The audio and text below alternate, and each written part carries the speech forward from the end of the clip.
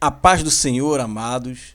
Estamos aqui para iniciarmos mais uma aula e hoje eu quero falar sobre o oitavo dia, que é a eternidade. Vocês que já estão acompanhando o nosso seminário, né? Na verdade o seminário já até acabou. Agora eu estou falando aulas avulsas, soltas, mas que todas elas estão linkadas no seminário. Então, se você não ouviu o seminário, eu aconselho você a ver, porque pode acontecer de algum momento aqui da aula você acabar se perdendo. Principalmente quem não viu os 3 vídeos sobre o governo do Reino de Deus. Parte 1, parte 2, parte 3. Que é onde eu falo sobre a predestinação, o Espírito do Pai no Filho e o Espírito do Filho nos filhos. Então é de suma importância que você entre lá, está no meu playlist, eu vou deixar aqui o link na descrição e veja o vídeo, para que você não fique trincado ao ver esse daqui, ok? Mas se você quiser ver esse daqui, você pode ver. Caso você não entenda alguma coisa, guarda no coração e vá correndo assistir aqueles 3, tá? Porque todas as aulas que eu vou falar aqui, vai estar todas elas baseadas naquele seminário. Então nós vamos falar agora sobre o oitavo dia, ou sobre a eternidade. E nós vamos pegar como base o número 8. O número 8 vai ser a base dessa aula. Vamos ver aqui. E aconteceu ao dia oitavo, que Moisés chamou a Arão e seus filhos e os anciãos de Israel. Levítico 9:1. Se você for ler o texto todo de Levítico 9, você vai perceber ali que foram feitos 7 dias de sacrifícios a Deus. Tá? Porém, no oitavo dia, Moisés chama Arão e seus filhos, né, os anciãos de Israel, para uma dedicação especial naquele momento. E nós vamos ver por que a Bíblia enfatiza esse dia oitavo. Por que esse dia oitavo é tão importante? Ele tem um significado, assim como tem o número 7, ele também tem um significado na Bíblia. E nós vamos entender esse mistério do dia oitavo. O oitavo dia, após 7 dias de preparação do Mishkan, que é Levítico 9, 2 sacerdotes, Arão e seus 4 filhos, e do povo, 7 dias de santificação e instruções sobre o funcionamento do tabernáculo. Então, eles ficaram 7 dias ali se preparando, se santificando, se separando. E aí, eles ficaram durante essa uma semana, esses 7 dias, fazendo tudo isso. Mas apesar de ser o oitavo, ou seja, já depois dos 7 dias, apesar de ser o oitavo, esse dia também foi o primeiro de muitos eventos. Porque o que acontece? O oitavo ele também é o primeiro. Porque você encerra um ciclo de 7 e você começa o quê? Tudo de novo. Você encerra um ciclo de 7 e começa o quê? Tudo de novo. Então o oitavo, ele é o primeiro. Ele reinicia alguma coisa. Então vamos ver aqui o que aconteceu nessa festa. Apesar de ter sido o oitavo dia da festa, vamos ver que esse dia também é o primeiro de muitos eventos. Olha só, foi o primeiro dia da semana, foi o primeiro dia de Nissan, o ano novo, foi o primeiro dia que a glória de Deus apareceu ali no tabernáculo, e foi o primeiro dia do sacerdócio do Quenuhá. Então, esse dia é o oitavo? É o oitavo. Está escrito. Ele é o oitavo dia. Né? Está escrito aqui em cima, né? Que eu peguei. Está escrito lá em Levítico capítulo 9. Esse dia oitavo é oitavo. Mas nesse dia, ele é o primeiro de muitos eventos proféticos.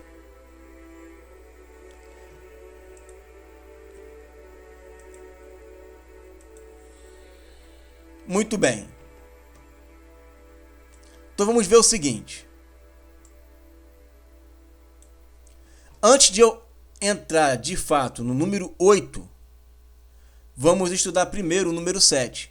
Porque depois que a gente entender o que é o número 7, que os dois estão interligados um no outro, nós vamos então entrar no oitavo. Ok? Nossa noção de tempo foi construída com base no número 7. O 7 nos deu a ideia de ciclos que compõem a linha do tempo de Deus e rege o nosso mundo material. Então preste atenção. Tudo que nós temos, 7 dias na semana,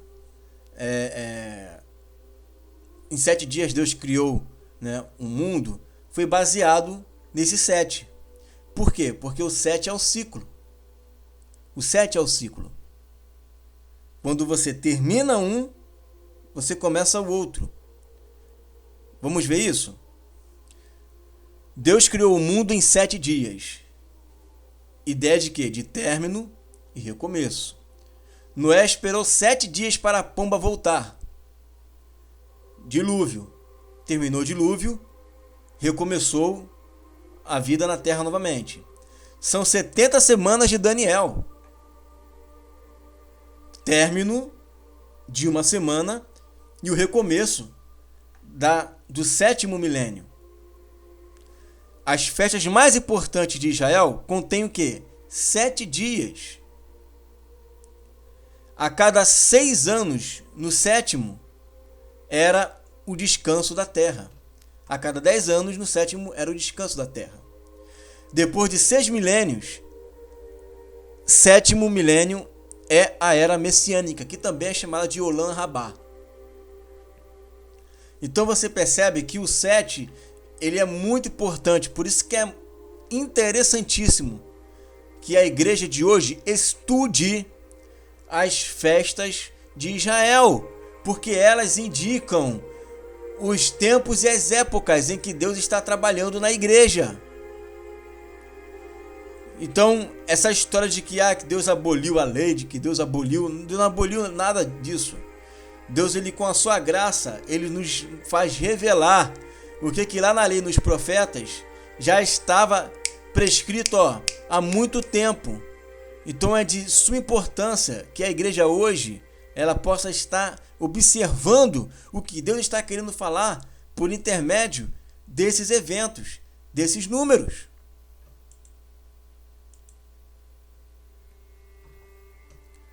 O 7 é a base do mundo físico e da esfera material. 7, a base do mundo físico e da esfera material. O 7º também representa o espiritual. Por meio da separação, você vai se desprendendo daquilo que é mundano. Porque para você se separar, para você se santificar, você tem que estar ligado a alguma coisa física, material, que te prende. Como é que você vai se santificar se você não tem do que se desprender? Entendeu? Então o 7º também representa isso. Eu vou mostrar isso dentro da Bíblia. Tá? Para entrar na santidade do 7º, deve se desprender do material. Porém, o 7º depende do material. Porque sem material não há santificação. Quando eu falo assim, santificai-vos a Deus, né? Deixai o mal. Para eu me santificar a Deus e deixar o mal, eu tenho que estar vivendo numa esfera aonde exista esse algo mundano, aonde exista o mal.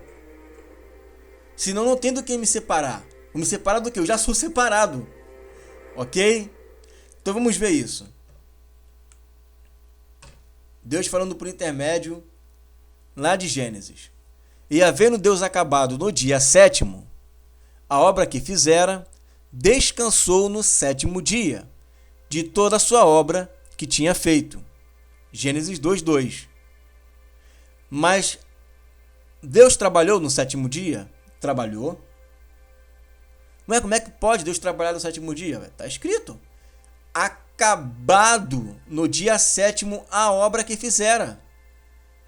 Deus não acabou de fazer as suas obras no sexto dia.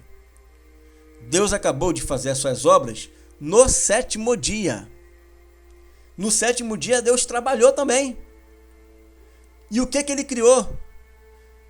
Ele criou o descanso. Ele criou o Shabat. Ele criou o sábado. O descanso de Deus é uma criação. E o que Deus está querendo mostrar por intermédio dessa palavra aqui profética? Que Deus trabalhou também no sábado e que o sábado também é um dia de descanso. O princípio é que o mundo material e o mundo espiritual se interagem. Porque eu só posso descansar se eu tiver trabalhado. Senão vou me descansar de quê? Não tem do que me descansar.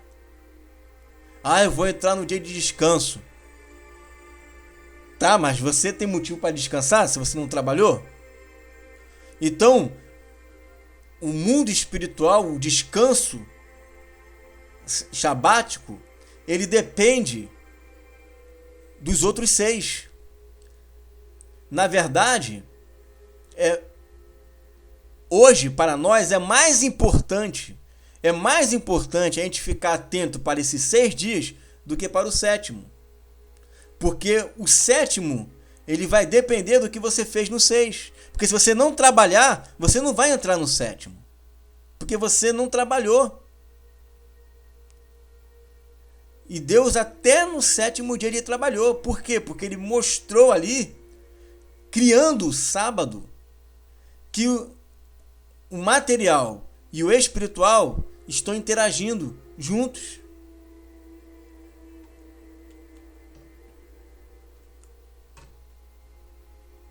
Deixa eu ver aqui se não passei alguma informação. Tá, então olha só. Você percebe que no dia 8º, né? Agora nós vamos entrar no 8º. Vamos ver se nós vamos entrar agora no 8º. É isso aí, agora nós vamos entrar no 8º, no dia 8º. Vamos lá. O sétimo representa essa imagem do mundo físico, o mundo natural e a santificação. Tá? Pelo meio do qual eu sou santificado? Pelo meio do Espírito. Pelo meio das emanações de Deus. Quais são as emanações de Deus? Deus é constituído de quantos espíritos? 7. Por meio dos 7 espíritos de Deus, isso tem a ver com o do governo. Isso tem a ver com o que eu estou falando, está ligado uma coisa na outra. Tá? Esses 7 espíritos de Deus, essas 7 emanações que Deus enviou aos nossos corações, eles estão ali para me aperfeiçoar. E ao mesmo tempo me separar da carne, que é o físico. Porque quando venho nascer de novo, esse nascimento é no espírito. Mas a carne ainda está limitando contra o espírito. O sétimo representa essa imagem do mundo físico, o mundo natural e a santificação, ou seja, né, essa interação entre um e o outro. Por isso os dois interagem, mesmo que separados. Já o 8º vai além da definição de natural e espiritual. Ele transcende essas duas realidades. O 8 está acima de tudo isso e ao mesmo tempo engloba as duas. E aí, meu amigo? Nós vamos entrar agora nas camadas mais profundas, pelo menos até onde eu entendo. Porque nós vamos falar sobre o 8º dia. O 8º dia é um dia muito significativo e importante para que venhamos a compreender um pouco mais do reino de Deus.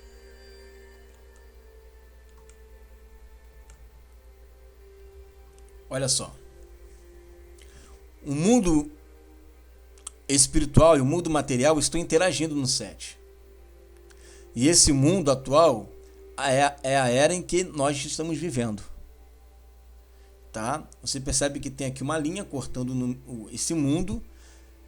Por quê? Porque, lembra, os 7 Espíritos de Deus enviados a toda a Terra, então está interagindo. O mundo espiritual, o mundo material estão interagindo. Contudo, eles estão separados. Por mais que o espírito seja forte, a carne é fraca. Então, o mundo espiritual está em embate com o mundo material. Pensai nas coisas que são de cima e não nas que são da terra. Colossenses 3:2. Esse 7, ele é um processo de aperfeiçoamento para entrarmos num outro mundo, num outro aion, que é o 8º dia. Mas vamos chegar lá.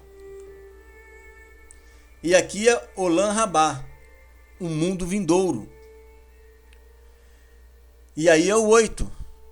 É o mundo espiritual e o mundo material fundidos, interligados, juntos.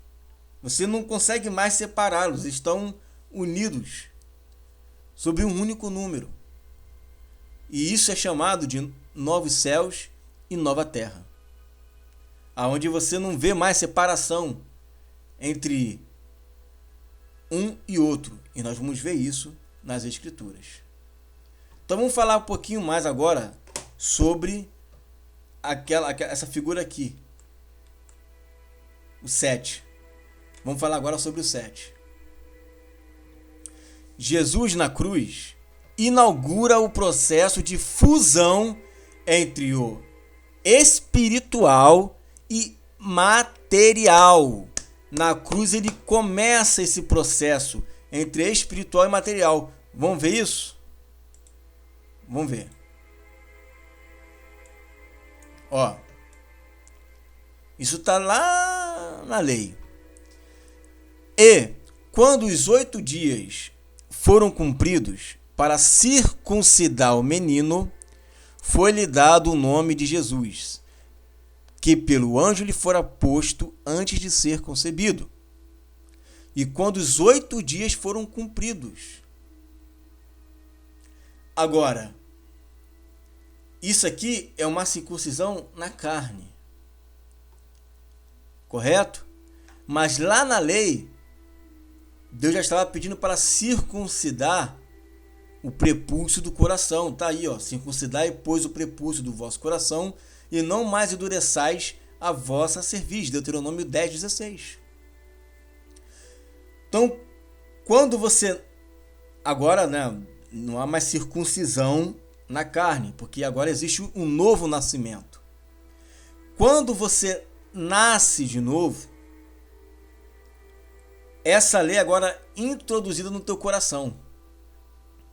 E aí o teu espírito, ele vai militar, né? Vai ficar militando contra a carne. Jesus aqui e todos os outros povos, profeticamente, eles faziam a circuncisão na carne e, ao mesmo tempo, Deus queria que fizesse também um prepúcio do coração. O que é isso, gente? É uma interação do mundo espiritual com o mundo material. Tem que ter essa interação. Olha só que texto interessante que eu achei, lendo... Deixa eu voltar aqui. Eu estava lendo o livro de Justino Mártir e eu acabei me deparando com esse texto. E eu achei muito interessante pegar esse texto e colocar ele aqui para a gente poder ver como que a igreja primitiva ela cria acerca desse assunto. Olha só. Cristo, nosso Senhor, ressuscitado no primeiro dia da semana, nos circuncidou do erro e da maldade, Com efeito, o primeiro dia da semana, embora sendo o primeiro de todos os dias, se forem contados novamente, todos os dias, ele se torna o oitavo da série, sem deixar de ser o primeiro. Então, quando Deus ele pede a circuncisão do oitavo dia, presta atenção que é no oitavo dia. Por que no oitavo dia? Porque aqui se começa um ciclo, um 8. Você acha que Deus escolheu isso por um acaso? Ah, é por causa da saúde. Não, não é por causa da saúde. Deus está no controle da saúde. Não é por causa da saúde. Se Deus quisesse que fosse no nono dia, Deus teria feito, anticorpos suficientes para poder segurar até o nono. Se a mensagem profética fosse até o 16º dia, Deus teria feito anticorpos suficientes para que a pessoa ficasse saudável até o 16º dia. Mas ele deixou que ficasse até o oitavo dia, porque existe um mistério no 8. Existe esse mistério no 8. O oitavo dia, quando a pessoa ela é circuncidada,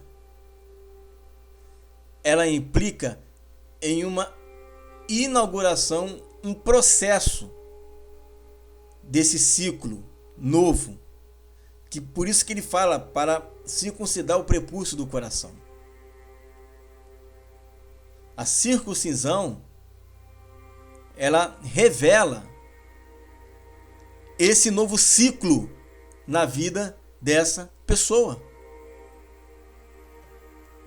Correto?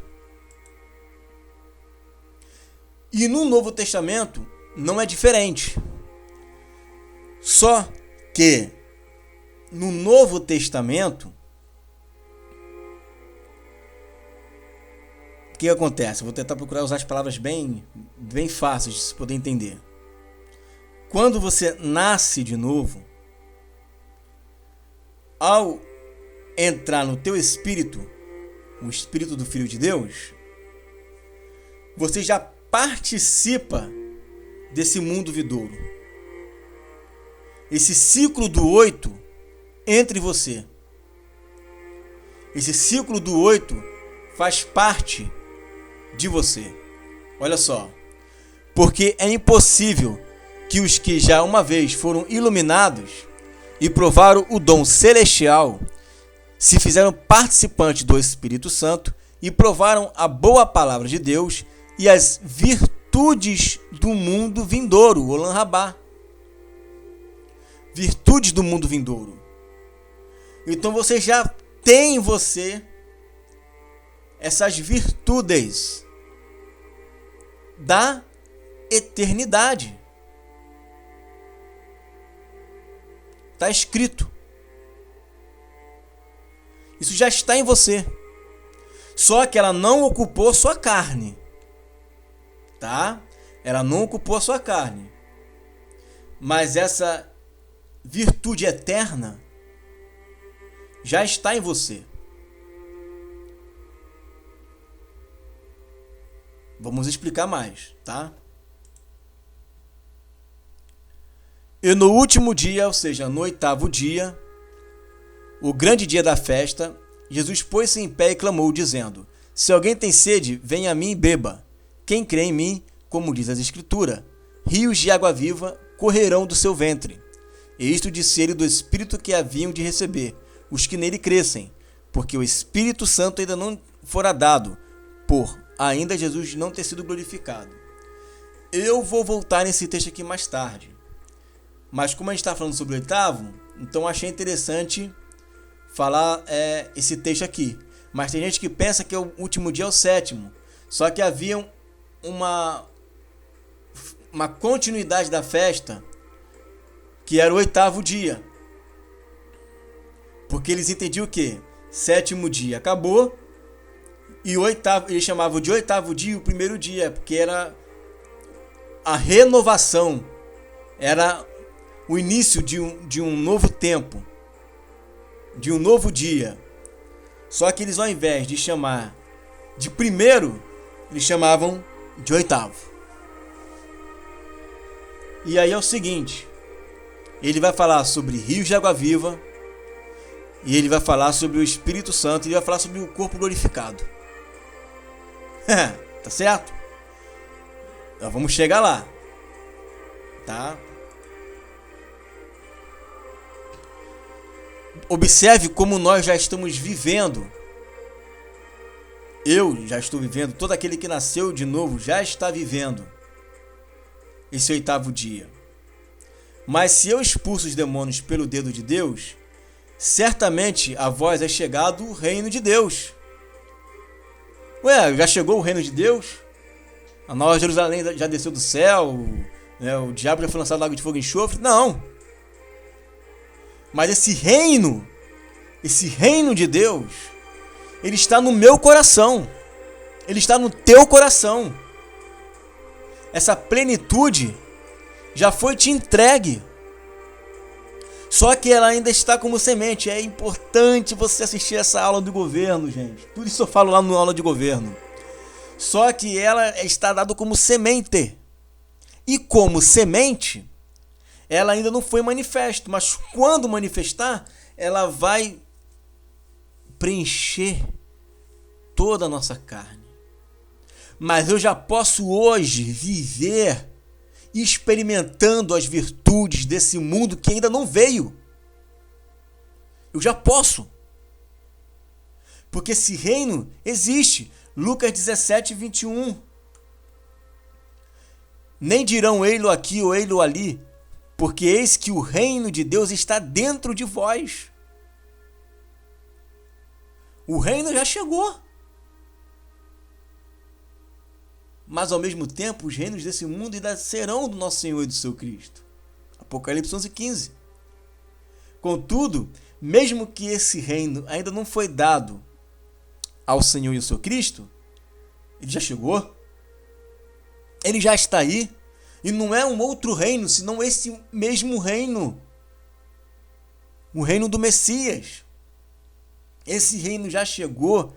Esse mundo vindouro já chegou. Esse mundo vindouro está dentro de mim. Só que eu ainda não estou vivendo em sua plenitude. Ou seja, eu não estou vivendo um Olam Rabá. Por quê? Porque eu ainda estou no 7. Eu ainda estou separado. A minha carne adoece.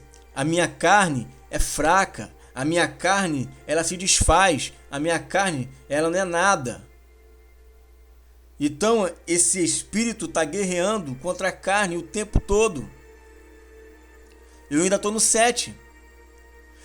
Mas mesmo eu estando no 7, no meu interior, eu já vivo 8. Olha o que Jesus falou em João capítulo 6, versículo 47. Na verdade, vos digo que aquele que crê em mim tem a vida eterna.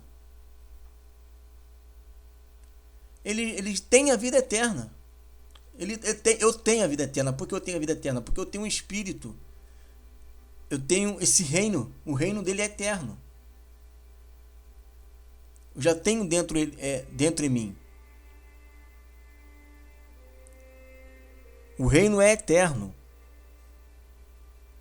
Já tem a vida eterna. Já tem um 8. O que ele está dizendo? Já tem um 8.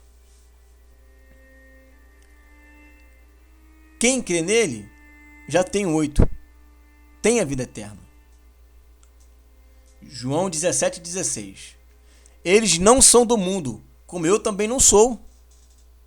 Eu não sou de qual mundo, gente? Desse mundo, desse cosmos, desse 7. Nós não somos desse mundo. Você está conseguindo entender o que Deus está querendo falar com você? Você está aqui, mas você não é daqui. Você está aqui, mas você nem está aqui.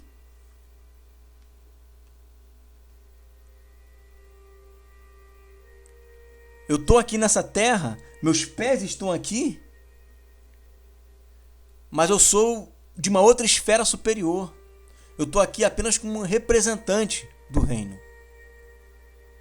Mas no meu interior eu já tenho a vida eterna. E nos ressuscitou juntamente com ele, nos fez assentar nos lugares celestiais em Cristo Jesus. Efésios 2:6. Eu já estou assentado nos lugares celestiais. Mas ao mesmo tempo, isso está dentro de mim. No meu espírito, eu posso viver o 8. Mas na minha carne, que é a completude do corpo, alma e espírito, eu vivo 7. Mas no meu homem interior, que se renova a cada dia, eu vivo 8. Mas no meu homem exterior, que se deteriora a cada dia, eu vivo 7. Olha o que Jesus falou. Ora, ninguém subiu ao céu, senão o que desceu do céu, o Filho do Homem que está no céu. João 3,13. Como que pode o Filho do Homem estar no céu? Ele não estava aqui na terra.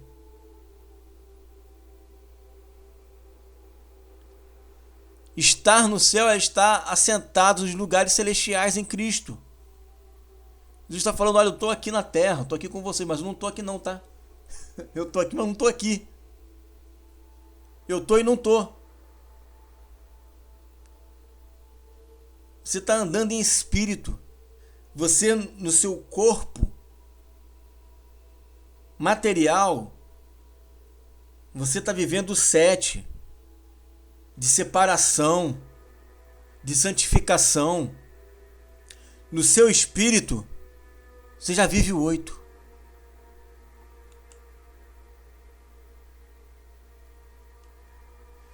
Nisto é perfeito amor para conosco, para que no dia do juízo tenhamos confiança, porque qual ele é, somos nós também neste mundo. 1 João 4,17. Se você for ver no original não está nem qual ele é, está exatamente como ele é. No grego está assim, exatamente como ele é, somos nós também nesse mundo. E o contexto desse texto fala sobre amor. Olha, Deus é amor. E exatamente como ele é, nós também temos que ser nesse mundo. Amor. Você tem que viver nesse mundo exatamente como ele é.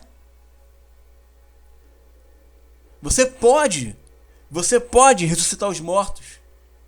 Você pode andar sobre as águas. Você pode fazer um cego enxergar. Você pode fazer um mudo falar. Você pode fazer um cego ver, um surdo ouvir, um aleijado ser curado. Você pode. Tudo é possível ao que crê. Deus quer que você ande pensando nas coisas que são de cima, no 8, no mundo vindouro, experimentando aqui nesse mundo as coisas que ainda não vieram.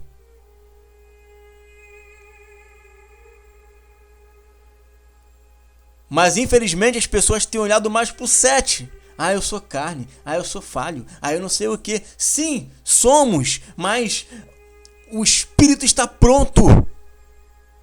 Jesus foi o nosso exemplo, gente. Ele foi o nosso exemplo. João 17:22. E eu dei-lhes a glória que a mim me deste, para que sejam um como nós somos um. Aquela glória, se você for ler lá João capítulo 17, Jesus vai estar falando mais 2 vezes sobre essa glória. E ele fala, olha, a glória que eu tinha contigo, aquela glória que eu tinha contigo, que o Senhor me deu, então aquela glória que ele tinha com o Pai, lá na eternidade, essa glória, ele deu a cada um de nós. Ele já deu. Nós já podemos andar sem medo da morte. Por que você acha que os apóstolos não tinham medo da morte? Eles olhavam para a morte e riam da morte. Porque eles sabiam que eles poderiam matar apenas o seu corpo, mas na alma deles, no espírito deles, já estavam vivendo a eternidade. E já estavam vivendo no 8. Muito bem. Então agora nós vamos entender uma outra coisa. Tudo isso que eu falei é para aqueles a quem receberam o Espírito Santo. Porque eu hoje, vivendo 7, no meu interior, eu posso viver o 8. Tá? Agora, no 7º dia, no milênio, quando Jesus voltar, não somente o meu espírito vai viver em 8, como também a minha carne. Semeia-se corpo natural, ressuscitará corpo espiritual. Se há corpo natural, há também corpo espiritual. 1 Coríntios 15, 44. Eu estava essa semana no meu Facebook debatendo com um gnóstico, tá? Eu não tenho outra expressão para falar senão esse. Um gnóstico que estava crendo que esse texto que fala corpo espiritual era um corpo fantasma e que a carne e sangue não iriam herdar o reino de Deus. Claro que esse texto está acima, só que esse texto não se pode ler isolado. Carne e sangue não vão herdar o reino de Deus na dimensão do 7. Mas na dimensão do 8, ou seja, incorruptível, ela vai herdar. E quando fala corpo espiritual, e aí eu dei um exemplo para ele. Eu falei, olha, se eu pego o meu braço, eu não, vai ter um colega lá que deu, né? Mas aí eu elogiei as palavras dele. Ele deu um exemplo super interessante. Se eu pego o meu braço, estico uns 30 metros, isso é corpo espiritual ou é um corpo natural? É um corpo espiritual. Como é que eu vou esticar 30 metros? Se eu com os meus olhos, de repente eu começar a enxergar o que está acontecendo, né, lá na esquina da minha rua, isso é um corpo natural ou um corpo espiritual? É um corpo espiritual, mesmo que ainda eu tenha carne e sangue. Mesmo que ainda eu tenha carne e sangue. E aí você vai ver, ó, 2 Coríntios 5:4. Porque também nós, o que estamos neste tabernáculo, gememos carregados, não porque queremos ser despidos, mas revestidos. É aí que está o segredo. Não vai haver uma substituição do corpo, vai haver o aperfeiçoamento do corpo, vai haver um revestimento do corpo. E esse corpo, ele mortal, ele vai ser absorvido pela vida. Ou seja, vai ser como uma esponja. Você tem uma esponja seca, imagina que essa esponja seca seja a carne morta. E aí você coloca ela na água. Tem como separar a água da esponja? Não tem. Já misturou. É isso que o texto está querendo dizer. O mortal, esse tabernáculo mortal, ele foi absorvido pela vida. Foi absorvido. Seria a mesma coisa que eu pegasse uma água, colocasse num cubo e jogasse suco nela e misturasse. A água absorveu o suco. Tem como misturar agora? Não tem. Separar agora? Não tem como separar. Porque eles estão misturados, ele está absorvido. O nosso corpo mortal, olha o texto, mortal. Para que o mortal, não é a alma, não é o espírito, porque o espírito e a alma são imortais, mas o mortal, o tabernáculo, seja absorvido pela vida. Nesse momento, no toque da 7ª trombeta, não só o meu espírito, mas agora o meu corpo passa a viver o 8, o Olam Rabá, um mundo vindouro.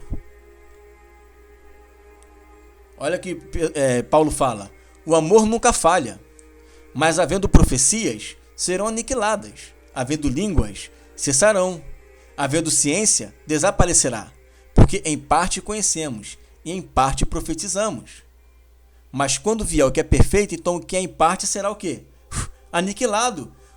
Quando vier o que é perfeito, quando vier o que é o 8, quando vier o que é o Olam Rabá, quando vier o eterno, essa em parte, porque em parte eu conheço, porque é o meu espírito, mas ora minha mente não entende, né?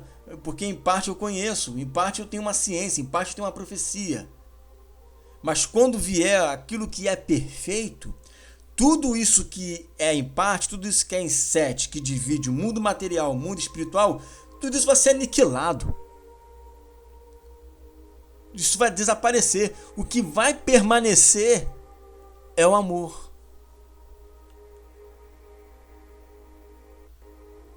Filipenses 3:21, que transformará o nosso corpo abatido para ser conforme o seu corpo glorioso, segundo o seu eficaz poder de sujeitar também a si todas as coisas. Gente, sujeitar todas as coisas são todas as coisas. Então eu vou ter o poder, todo o poder. Eu vou ter todo o poder. Tá escandalizado? Vai ver o vídeo lá. Tá escrito aí, né? Eu vou sujeitar todas as coisas. Meu corpo vai sujeitar todas as coisas. Tá escrito aí, não tá? Então, nós vamos ter todo o poder. Eu não vou ser o todo-poderoso. Mas naquilo que tange na submissão direta com o pai e com o filho, ele vai me dar autoridade sobre todas as coisas. Isso está melhor no outro vídeo, tá? Que a gente fala sobre o Espírito do Filho nos filhos de Deus. E olha só que interessante. E não só ela, ou seja, a criação, né? Mas nós mesmos que temos, está falando com relação ao gemido, né? Que temos as primícias do Espírito, também gememos em nós mesmos. Aí você fala assim, mas você acabou de falar que eu recebi todo o 8, e Paulo fala que nós temos as primícias. Isso está lá na aula também do Espírito do Filho nos filhos de Deus. Mas para não deixar sem nada, o que Paulo está dizendo aqui é que houve a manifestação das primícias do Espírito. Primícias remete a quê? Pentecoste. Mas Pentecoste é a única festa que tem? Não. Tem uma outra, que vai ser a manifestação dos 7. Tá? Mas não vai vir um outro Espírito. O Espírito já está em mim. E aí também eu vou explicar nesse vídeo sobre a semente, que ela está ali para crescer. Mas o que se manifestou até agora, e o que Deus permitiu, foram as primícias. Mas mesmo andando nas primícias, eles já caminhavam como se estivessem vivendo já o Olam Rabá. Entendeu? Um mundo vindouro. A gente pode viver o mundo vindouro. Mas aí olha só. Também gememos em nós mesmos, esperando a adoção, a saber, a redenção do nosso corpo. Romanos 8:23. Nós somos filhos de Deus. Tá? Mas nós ainda não fomos adotados. Porque a adoção lá para o judeu é diferente dessa adoção que a gente entende aqui no mundo ocidental. Que no mundo ocidental você tem uma criança, vou doar a criança, chega lá um pai, né, vou adotar um filho do outro. Só que eu não sou filho do outro. Não sou filho do outro. Sou filho de um só Criador. Então, no mundo judaico, a adoção, você adota a mesma pessoa. Então, olha só. Gálatas 4:1-3. Digo, pois, que todo o tempo que o herdeiro é menino, em nada difere do servo, ainda que seja senhor de tudo. Gente, olha que texto maravilhoso. Então, O pai, ele tem um filho, só que esse filho é pequeno, não tem condições de administrar as coisas do reino. Ele é menino e, como menino, nada difere do servo. Ainda que ele seja senhor de tudo. Sujeitará a nós todas as coisas. Teremos todo o poder, seremos senhores de tudo. Preste atenção no projeto que Deus tem para você. Porém, né, agora nós estamos no 7, não é isso? Então, eu sou um menino e nada difere do servo, ainda que eu tenha 8 no meu interior. Mas está debaixo de tutores e curadores, até o tempo determinado pelo Pai, ou seja, o Espírito ali, né, me aperfeiçoando, me ensinando, me corrigindo. Assim também nós, quando éramos meninos, estávamos reduzidos à servidão debaixo dos primeiros rudimentos do mundo. Então nós estávamos no mundo, na servidão, e recebemos o Espírito, e agora o Espírito está nos ensinando a andar conforme Ele quer, para que quando esse herdeiro que somos nós estivermos prontos, iremos herdar o reino de Deus. Entendeu? Iremos herdar o reino de Deus. Então, na realidade, nós ainda não fomos adotados. Nós só seremos adotados quando herdarmos o reino, para administrar o reino. Por isso que Paulo fala, esperando a adoção, a saber, a redenção do nosso corpo.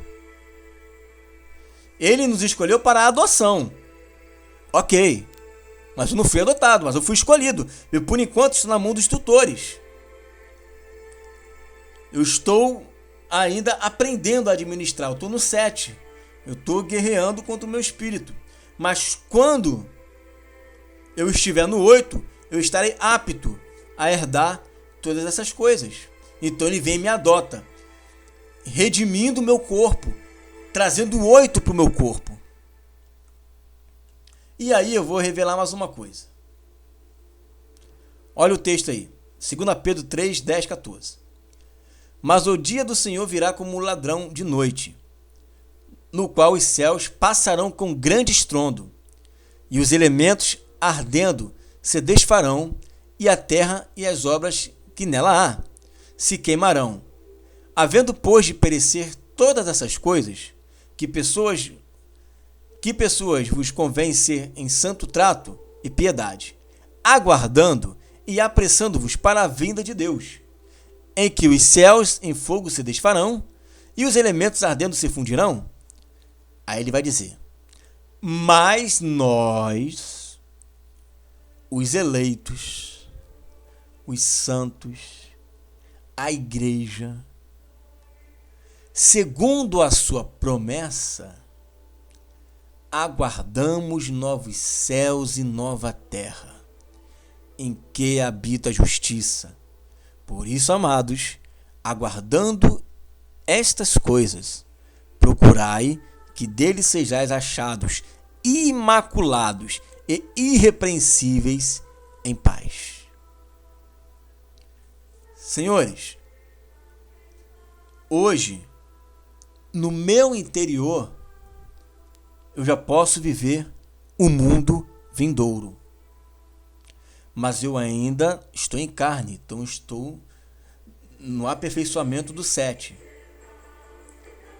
Mas quando a minha carne for incorruptível, eu já vou estar vivendo, a igreja já vai estar vivendo novos céus e nova terra. Por que nós já vamos estar vivendo novos céus e nova terra? Porque assim como para Deus 1000 anos é como um dia, e um dia como 1000 anos, para nós também vai ser. Por quê? Porque nós não estaremos mais sujeitos ao tempo.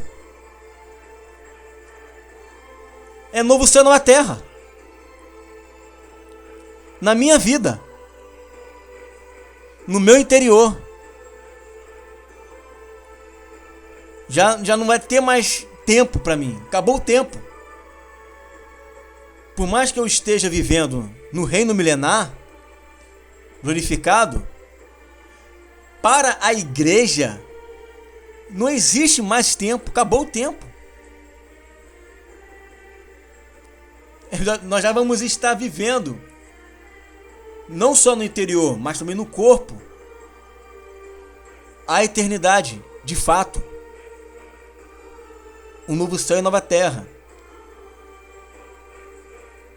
Vocês entenderam? Esse é o 7º dia.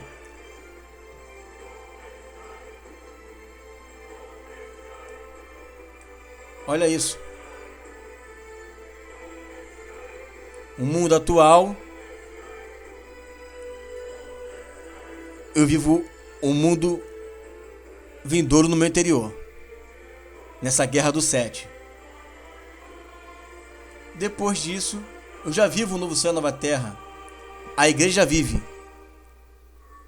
no reino milenar. E depois, o Olam Rabá, que é agora o mundo. Observa o texto, gente. A terra, os povos, os elementos irão arder, se fundirão. Tudo isso, todo o dia do Senhor vai se culminar, vai ter o seu ápice no Armagedon. Mas a igreja, ela vai experimentar, nós, não são eles, mas nós, segundo a sua promessa, aguardamos novos céus e nova terra. Nós vamos viver um novo céu e a nova terra. Agora, o mundo, a criação, os povos, as nações, eles não estarão no novo céu e nova terra. Porque eles, estou falando no tocante ao reino milenar, tá? Eles não estarão vivendo no novo céu e nova terra. Por quê? Porque eles estarão sujeitos ao tempo. Eles estarão sujeitos ao tempo. Nós não. Mas depois do grande trono branco,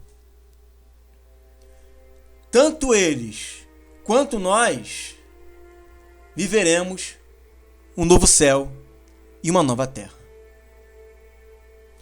E aí vai se cumprir o que está lá em Efésios 1:10. De tornar a congregar em Cristo todas as coisas, na dispensação da plenitude dos tempos, tanto as que estão nos céus, como as que estão na terra. Agora, não somente eu estou nessa fusão do corpo e espírito, não é só eu que estou fundido no 8, mas agora a própria criação de Deus, o próprio céu e a própria terra já estão experimentando essa dimensão. E aí vamos ler o texto. Vamos ver agora os aspectos da eternidade. Porque já o primeiro céu e a primeira terra passaram. E o mar já não existe. Esse mar, eu entendo que seja as nações do Apocalipse. Aquelas nações, tá?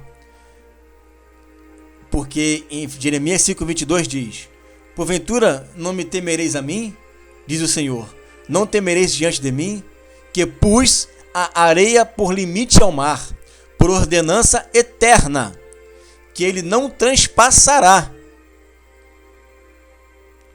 Ainda que se levante as suas ondas, não prevalecerão. Ainda que brame, não transpassarão. Então Deus colocou por limite eterno as areias do mar. Então a gente entende que esse mar não tem a ver com os mares dos Oceano Pacífico. E eles já me perguntaram: mas aí não ia sobrar gente para poder viver na Terra? Gente, claro que ia sobrar. Sobrar gente não, sobrar espaço na Terra para essas pessoas viverem. Claro que ia sobrar. Olha Faz um passeiozinho de avião que você vai ver um monte de terra aí sem ninguém. Não é que você mora na cidade que você acha que o mundo todo é cidade, não, negativo. Aqui onde eu moro, em São Gonçalo, o que tem de terra, não é morro, não é terra mesmo, sem ninguém ali.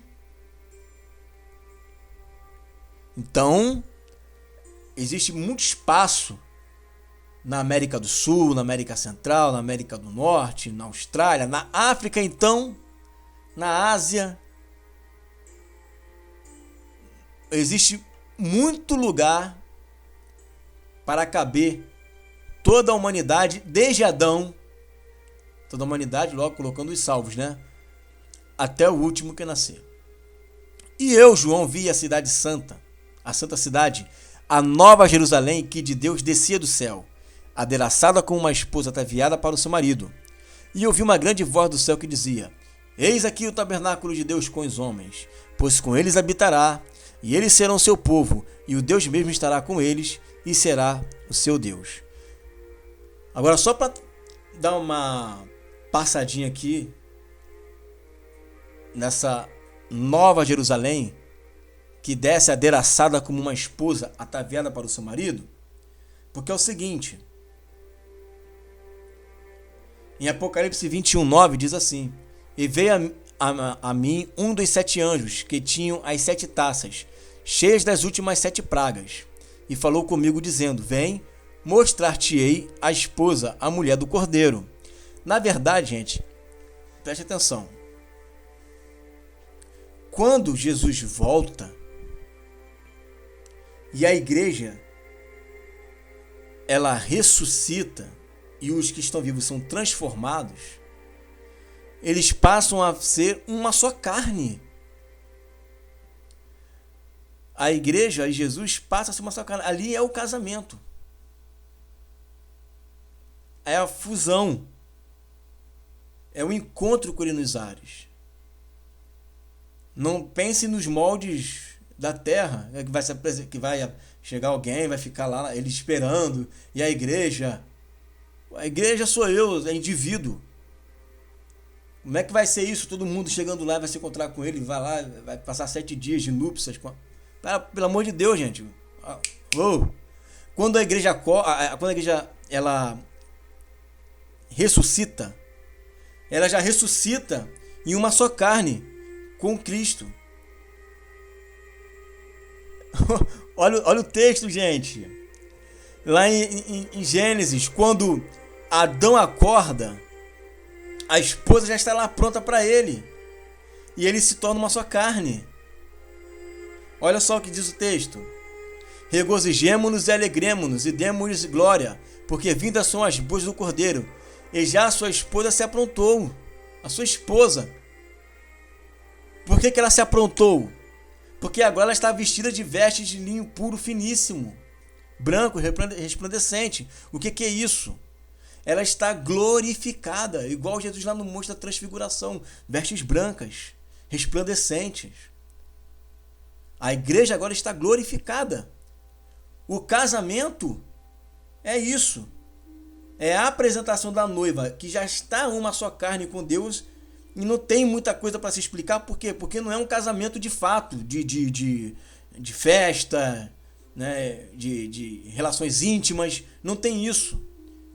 Tem muita poesia nisso daí. Isso sim, tem muita poesia. Mas nessa poesia que eles estão falando, tem uma verdade. E qual é a verdade? Que quando a igreja se tornar gloriosa, quando a igreja ficar glorificada, ela automaticamente se torna uma só carne com Jesus. Porque ambos vão participar da mesma dimensão espiritual. Não é que Jesus vai entrar na igreja, para que esse negócio, gente. Se pensar dessa forma, vai complicar. Não vai encaixar, porque não é um casamento de fato. É uma linguagem simbólica mostrando o tamanho da intimidade que ambos vão ter. Eles serão um só. Assim como o pai e o filho é um. Entendeu? São figuras diferentes, são linguagens diferentes. Uma hora fala a esposa, outra hora fala casa, outra hora fala rei, outra hora fala sacerdote. Então são linguagens diferentes que são utilizadas para você poder entender que na realidade o que Deus está querendo dizer é que você vai ser coparticipante de tudo que Ele é. E aí eu quero frisar também que esse texto aqui, ó. E veio a mim um dos 7 anjos que tinham as 7 taças cheias das últimas 7 pragas. Por estar em Apocalipse capítulo 21, versículo 9, tem gente que entende que nesse período aqui ainda tem um anjo com um monte de praga na mão para pegar quem desobedecer. Só que não é. Se você for perceber, se você olhar lá em Apocalipse capítulo 22, versículo 12, está assim, Jesus falando: e eis que cedo venho, e o meu galardão está comigo, para dar a cada um segundo a sua obra. Então, Jesus voltou, passou os 1000 anos, já estamos na eternidade, o galardão continuou com ele ainda? Não. É que nesse momento, enquanto os dois estão falando, tanto o anjo quanto Jesus, aqueles acontecimentos lá da ira e da ressurreição para galardoar ainda não aconteceram. Então, lógico, o galardão estava com ele ainda e as pragas também, né, estava com o anjo. Ok? E a mulher sempre, a esposa do cordeiro, né, sempre vai ser tratada de esposa. Sempre vai ser tratada de noiva. Esse vai ser um tratamento que vai ser levado para sempre para ela, independente da época. E nela não vi templo, porque o seu templo é o Senhor Deus Todo-Poderoso e o Cordeiro. Apocalipse 21, 22. E aí você vai entender o seguinte. Deixa eu voltar aqui. Que diz assim, ó. E nela não vi templo, porque o seu templo é o Senhor Deus Todo-Poderoso e o Cordeiro. A intimidade, ela se torna maior. Porque agora não tem mais templo. Pelo menos até algumas pessoas entendem que no reino milenar vai haver um templo lá. Aqui não tem templo. No reino eterno não tem templo. Por que não tem templo, gente? Vamos ler. Ora, o último inimigo que há de ser aniquilado é a morte, porque todas as coisas sujeitou debaixo de seus pés. Mas, quando diz que todas as coisas lhe estão sujeitas, claro está que se exetua aquele que lhe sujeitou todas as coisas. E quando todas as coisas lhe estiverem sujeitas, então também o mesmo Filho se sujeitará àquele que todas as coisas lhe sujeitou, para que Deus seja tudo em todos. Isso é o 8. Isso é o 8. Isso não pode ser no reino milenar. O reino milenar é 8 para a igreja, mas não é 8 para as nações, para a criação. Lá é ainda o 7º dia, é o reino milenar. Para nós é 8. Mas aqui em Apocalipse 21, 22, não vai precisar de nenhum templo. O templo é o Senhor Deus Todo-Poderoso, é o Cordeiro e é a igreja. Aqui Deus está sendo tudo em todos. Então tem uma grande diferença desse texto para o reino milenar. Porque no reino milenar Deus não vai ser tudo em todos. E até porque quem vai reinar é o Messias, né? O reino do Messias. Aí, em 1 Coríntios, Jesus passa o reinado para o Pai. Apocalipse 21, 23. E a cidade não necessita de sol, nem de lua, para que nela resplandeçam, porque a glória de Deus a tem iluminado. E o Cordeiro é a sua lâmpada. Aí olha só. Esse texto aqui, que está em Apocalipse, ele se repete no Apocalipse capítulo 21, 24 e 27. E aí eu vou usar o texto de Isaías 60, 18, 20. Então esse texto eu vou explicar daqui a pouco. E vamos continuar lendo agora Apocalipse capítulo 21. E as nações dos salvos andarão à sua luz, e os reis da terra trarão para ela a sua glória e honra. Esse texto aqui, ele está em perfeita conexão com Isaías 63, que fala do reino milenar. E os gentios caminharão à tua luz, e os reis ao resplendor que te nasceu. Ok? Então, eu até tiquei ali, ó. Eles se cumprem juntos. Tá? Bateu. Ok? Por quê? Porque o reino milenar é parecido com o reino eterno. Mas o reino eterno tem muito mais detalhes do que o reino milenar. Por quê? Porque no reino milenar, nós vivemos o novo céu e nova terra, a igreja. Nós vivemos o Roland Rabá. Agora, as nações e criações não. Estão vivendo ainda o período temporal. Nós estamos vivendo um momento atemporal. Mas só que ele vai dar agora características das nações. Até então a gente falou da igreja, agora vai falar das nações. Mas ele vai continuar falando, ó. E as suas portas não se fecharão de dia, porque ali não haverá noite. E a ela trarão a glória e honra das nações. Isso também se cumpriu no reino milenar. Isaías 60:11. E as tuas portas estarão abertas de contínuo, nem de dia nem de noite se fecharão, para que tragam a ti as riquezas dos gentios e conduzidos com elas os seus reis. Isso aqui é administração. Né? Isso aqui é administração. A administração vai ter no reino milenar, vai ter no reino eterno. Caminhar a sua luz também vai ter, porque eles vão caminhar na luz da igreja. Eles vão caminhar, né, na luz da nossa obediência a Deus. Então vai ter no reino milenar e também vai ter no reino eterno. Não vai mudar. O que vai mudar é isso aqui, ó. E não entrará nela coisa alguma. Nela onde? Na cidade da Nova Jerusalém. Coisa alguma que contamine e cometa abominação e mentira, mas só os que estão inscritos no livro da vida do Cordeiro. E aí, ela se cumpre em parte no reino eterno, no reino milenar. Porque no reino milenar, o Senhor restaura a glória de Jerusalém. Olha só, nunca mais se ouvirá de violência na tua terra, desolação nem destruição nos teus termos, mas os teus muros chamarás salvação, e as tuas portas louvor. Nunca mais te servirá o sol para a luz do dia, nem com seu resplendor a lua te iluminará. Mas o Senhor será a tua luz perpétua, e o teu Deus a tua glória. Nunca mais se porá o teu sol, nem a tua lua minguará, porque o Senhor será a sua luz perpétua, e os dias do teu luto findarão. Então vai existir uma glória lá em Jerusalém. Por que eu estou dizendo isso? Porque Zacarias 14:17 diz: e acontecerá que, se alguma das famílias da terra não subir a Jerusalém para adorar o rei, o Senhor dos exércitos, não virá sobre ela chuva.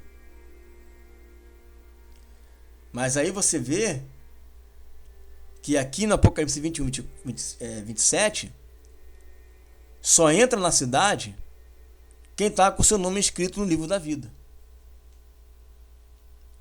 Então isso aqui, ó, já deu um up. Já deu uma diferença muito grande.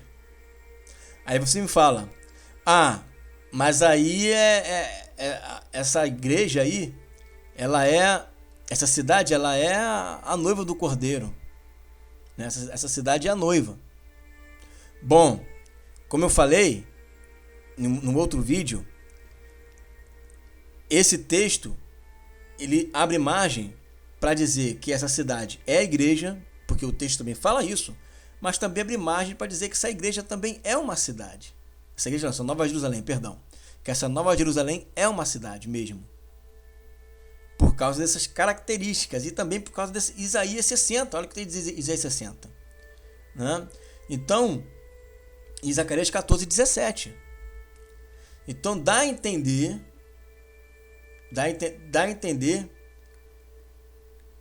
que não que a igreja também seja a cidade, mas que a cidade também é a igreja.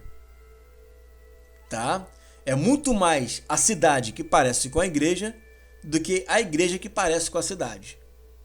Então dá a entender que essa cidade também é a igreja. Muito mais isso do que a igreja parecer a cidade. De qualquer forma, né, vamos continuar lendo, que você vai perceber que as características dão a entender isso. Né? Apocalipse 22:1. E mostrou-me o rio puro da água da vida, claro como cristal, que procedia do trono de Deus e do Cordeiro. Se você observar, esse trono de Deus é um símbolo, né? É uma linguagem simbólica que tem a ver com autoridade, porque nós também sentaremos no trono. Né? Você pode perceber isso aqui em Apocalipse. Cadê o texto? Não botei o texto aqui. Tudo bem. De repente está lá mais para baixo, né? Eu me lembro que eu falei sobre isso. Então não vou falar sobre isso agora não. Mas vamos falar sobre outra coisa. Se eu não citar aqui, aí eu falo sobre esse tema. Um rio puro de água da vida, claro como cristal, que procedia do trono de Deus e do Cordeiro.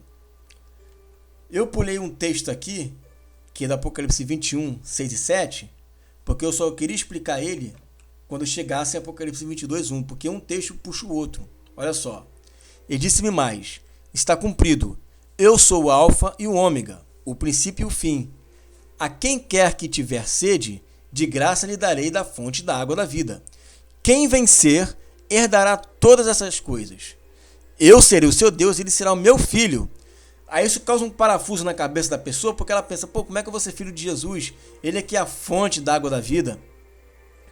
O texto não está dizendo que quem fala é a fonte. O texto está dizendo que ele dará de graça a água da fonte. Ele diz isso. E por que ele diz isso? Porque o Pai está ali sentado no trono e essa água pura está saindo do trono dele, tanto do Pai quanto do Filho. Então esse texto aqui é o Pai que está falando. Mais uma prova de que aqui é o reino eterno. E esse texto aqui vai dar mais base ainda. Tá? Esse aqui então, e para poder entender melhor ainda esse texto, vê lá o vídeo módulo 7, parte 3, o Espírito do Filho nos Filhos de Deus. Que eu explico com mais textos esse daqui. No meio da sua praça e de um e de outro lado do rio estava a árvore da vida. Ora, gente, a árvore da vida dá a entender que é o quê? Que é eternidade. Tá? Mas aí você diz, mas é a eternidade para os filhos. Não, aqui já é o 8, para todo mundo. O novo céu e nova terra aqui, quando João falou, ele já quis demonstrar que é algo de plenitude, que alcança a todos.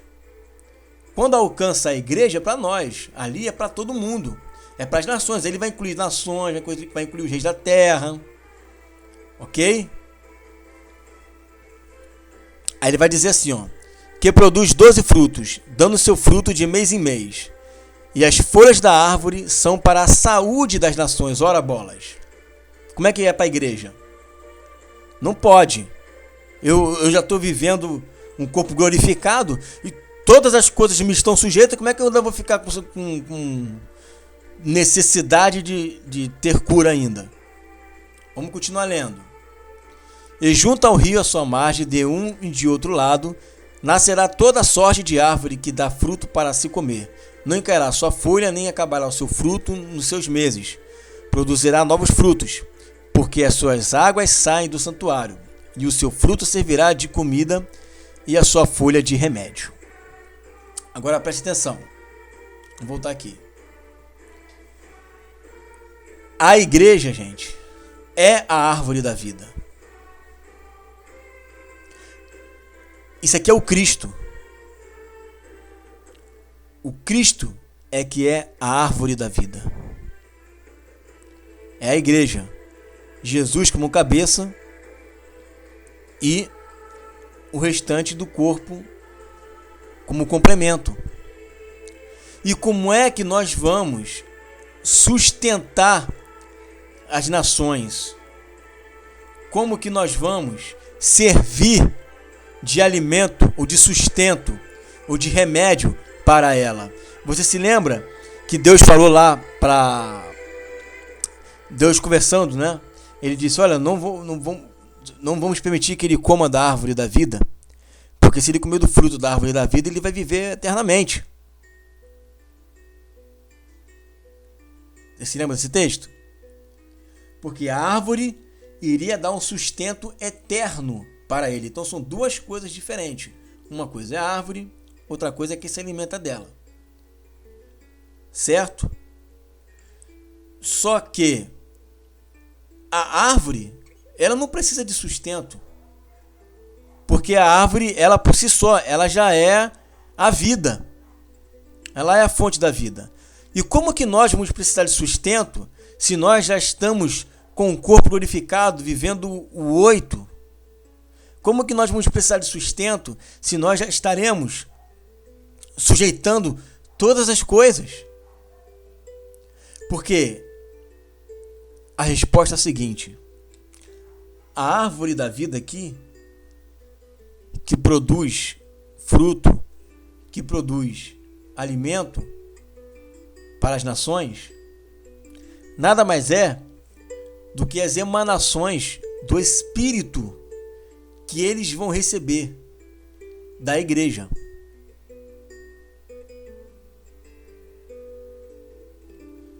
Assim como hoje nós vivemos pelo Pai e pelo Filho, as nações viverão pela igreja. O nosso espírito estará dentro deles. Então, eu sei que é assim muita coisa na cabeça, né? Como é que pode o espírito estar dentro deles? Aí você vai ter que estudar o espírito vivificante. Qual é a função do nosso corpo ser espírito vivificante? Isso está lá no módulo 7, o Espírito do Filho nos Filhos de Deus. E eu vou usar diversos textos dos profetas, de Jesus, apóstolos, falando sobre isso. Aqui são as nações vivendo, movidos pelo Espírito da igreja, de cada um de nós. Hoje nós vivemos pelo Espírito do Filho, Jesus. Mas amanhã eles viverão pelo Espírito da igreja. Mas como eles não vão nascer de novo, é um mover, é um viver que eles vão depender disso, né, para sempre. Em todo tempo ele se renova neles. É uma figura de linguagem muito difícil de se entender. Mas quando você pegar todos os textos que eu já citei lá nas aulas, fica fácil de compreender. Eu vou deixar o link aqui. E aí cabe a você estudar. E ali nunca mais haverá maldição contra alguém. E nela estará o trono de Deus e do Cordeiro. Aqui que eu falo sobre o trono. E os seus servos o servirão, e verão o seu rosto, e nas suas testas estará o seu nome.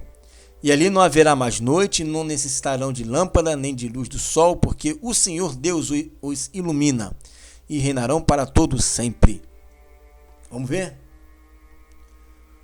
Aí é a questão do trono. O que é o trono? Ao que vencer, lhe considerei que se assente comigo no meu trono, assim como eu venci, e me assentei com meu Pai no seu trono. Apocalipse 3:21. Trono ali é autoridade, poder de regência. No reino milenar, quem rege é Jesus, porque é um reino que messiânico. É o reino do Messias. Agora, quando Jesus sujeitar todas as coisas, inclusive a morte, e não a morte para ele, nem a morte dele, e nem a morte da igreja, é a morte de todo mundo, aniquilar a morte, aniquilar a morte, então ele vai entregar o reino ao Pai. Porque se ele, ao vencer a morte da igreja, né? A igreja vencer a morte, e ali é o fim de tudo, então Jesus não vai reinar nada, que ele já vai entregar de imediato o reino ao Pai. Entendeu?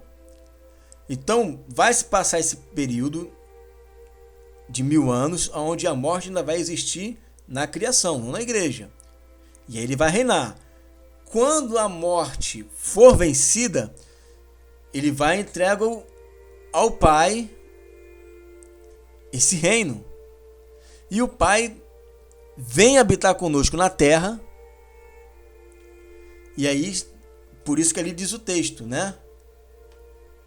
E verão o seu rosto. Para que dizer que verão o seu rosto, se Jesus já foi visto em todo o tempo? O único ser pessoal que não foi visto o seu rosto é Deus Pai. Por isso aqui essa expressão. E também lá no Apocalipse 21 fala: e Deus mesmo estará com eles. E como assim Deus mesmo estará com eles? Jesus já não esteve aqui, Jesus não voltou, Jesus já está falando do Pai. Deus mesmo é o Pai. E verão o seu rosto. E o texto continua. E ali não haverá mais noite, não necessitarão de lâmpada, nem de luz do sol, porque o Senhor Deus o ilumina. E reinarão para todo sempre.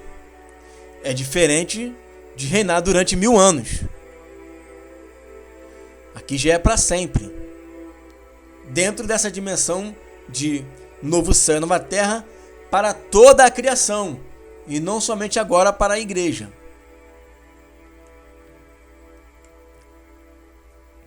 Apocalipse 22, 14. Bem-aventurados aqueles que guardam os seus mandamentos, para que tenham direito à árvore da vida e possam entrar na cidade pelas portas. Observe, para ter direito à árvore. Não é para ter direito às folhas e nem para ter direito aos frutos. É para ter direito à árvore, ou seja, ser uma árvore da vida. E aí esses vão entrar na cidade pelas portas. Por quê? Porque eles têm o seu nome escrito no livro da vida. Isso é o Roland Rabá, o mundo vindouro. É o mundo espiritual e o mundo material fundido, misturado, igual um corpo glorificado. Você não sabe o que é um e o que é outro. Tamanha dimensão espiritual, tamanho poder que o mundo, né? O mundo vai estar vivendo. São realmente tempos em que eu espero que venha o mais rápido possível. Então, amados, esse é o 8º dia, o dia da eternidade. Tá? Não é uma aula simples de se dar, porque ela depende de outros componentes para você poder dar aula. Mas eu vou deixar todos esses componentes, todos esses vídeos aqui, para que você possa acompanhar e estudar, meditar. Ok? Amados, fiquem na paz. Muito obrigado pela atenção. E orem por mim, para que o Senhor possa estar me usando a fim de abençoar vocês. Amém? Fiquem na paz em nome de Jesus.